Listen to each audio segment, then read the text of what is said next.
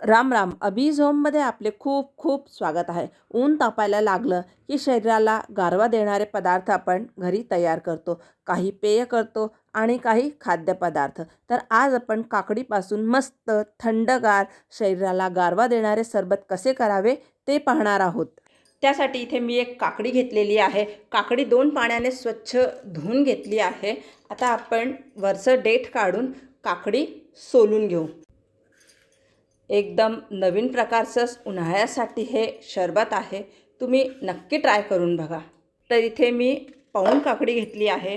काकडीच्या आपण अशा प्रकारे फोडी करून घेऊ. तुम्ही गोल चकत्या केल्यानं तरी चालतील, कारण की काय आपल्याला हे मिक्सरमध्येच फिरवायचं आहे. कट केलेल्या काकडीच्या फोडी आपण मिक्सरच्या भांड्यात घेऊ. थोडीशी धुतलेली कोथिंबीर घेतलेली आहे.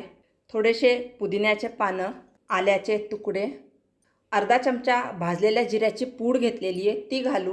1 चमचा साखर, थोडंसं काळं मीठ घेतलेलं आहे ते घालू.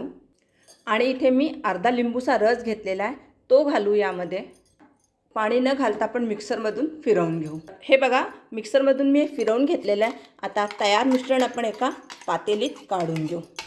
हे बघा, मिक्सरच्या भांड्यामध्ये मी 1 ग्लास पाणी घालून हे भांडं धुवून घेणार आहे. आता मी हे थोडंसं ओबडधोबड फिरवलेलं आहे, कारण यामध्ये काय आहे, हे जे काकड्या वगैरे येतात ना, ह्या खूप छान लागतात. तुम्ही अगदी बारीक फिरवलं ना तरी चालेल. अर्धा ग्लास पाणी अजून घालू. तर इथे हे उन्हाळ्यासाठी थंडा थंडा कूल काकडीचं शरबत बनून तयार आहे. रंग पण मस्त हिरवागार आलेला आहे. आवडत असल्यास तुम्ही यामध्ये बर्फाचे क्यूब्स घातले ना तरी चालतील, किंवा याला तुम्ही अशा प्रकारे गाळून घेतलं ना तरी चालेल.